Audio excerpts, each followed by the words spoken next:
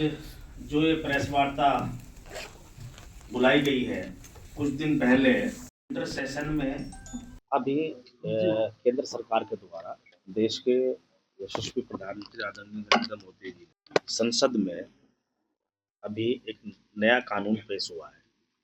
विकसित भारत रोजगार एवं आजीविका मिशन ग्रामीण ग्रामीण गारंटी अधिनियम 2025, सरल भाषा में वीबी जी राम जी अधिनियम 2025, उसी को लेकर ये प्रेस वार्ता थी कि जो पूर्व में जो योजना थी मनरेगा के नाम से, उसमें क्या कमियां थी, क्या खामियां थी। मैंने विस्तार से उन सब बातों पर अपनी बात रखने का काम किया है। और जो नया प्रारूप इस कानून का है, उसमें क्या फायदा है, उसमें कितनी पारदर्शिता है, कितनी ट्रांसपेरेंसी है, उन सब बातों पर ये मैंने अपना विषय जो है आप लोगों के बीच में रखा है। ये सही बात है। देखो, मान लो किसी व्यक्ति को पूर्ववर्ती योजना में 100 दिन का रोजगार मिल रहा था। 100 दिन में भी कुछ गिरोह बना के कुछ लोग जो है उस पैसे को डकारने का काम करते थे। आज जो है इस नए कानून के माध्यम से 100 के बजाय 125 दिन का रोजगार सर्जित होगा और उसमें पारदर्शिता होगी, ट्रांसपेरेंसी होगी, बायोमेट्रिक उसकी अटेंडेंस होगी, 1 हफ्ते के अंदर उसका पेमेंट होगा। तो उनको ये महसूस होगा, नहीं वो जो पहली जो मनरेगा थी उसमें लाभ नहीं मिलता था। लोग जो है क्या करते थे, गांव स्तर पर एक गिरोह बना कर रखते थे, सारे जो है जॉब कार्ड इकट्ठे करके और फर्जी पेमेंट निकालने का काम करते थे। जो असली पैसा जो उसको मिलना चाहिए था, जितना निर्धारित पैसा है, वो उसको मिलता ही नहीं था, उसमें कटौती हो जाती थी। अब वो सीधा पैसा उसी लाभार्थी को जाएगा जिसका जो उसका जॉब कार्ड का धारक है। यानी कि पारदर्शिता आएगी पूरी तरह 100% पारदर्शिता आएगी।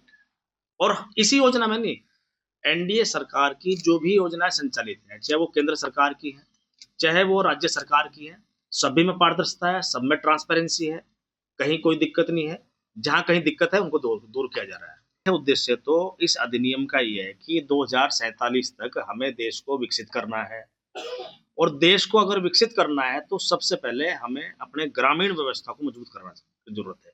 इसलिए इस अधिनियम को नए प्रारूप के साथ, नए नाम के साथ, नए तथ्यों के साथ में प्रस्तुत किया गया है और निश्चित रूप से देश की जनता को इससे एक बड़ा लाभ और फायदा होगा। ग्रामीण महिलाओं को आत्मनिर्भर बनाने के लिए सरकार क्या योजनाएं बना रही है? इसमें महिलाओं को भी भागीदारी है। इस योजनाओं में महिलाओं को भी भागीदारी सुनिश्चित होगी।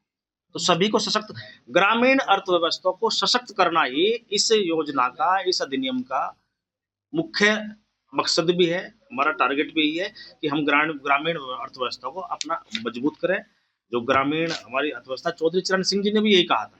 उन्होंने यही कहा था कि यदि हमें देश को सशक्त बनाना है, देश को अगर मजबूत बनाना है, देश की अर्थव्यवस्था को मजबूत करना है, तो हमें ग्रामीण अर्थव्यवस्था को मजबूत करना पड़ेगा। उन्होंने स्पष्ट कहा था कि देश की तरक्की का रास्ता देश के खेत खलियान से होकर जाता है। तो ये बात सच है।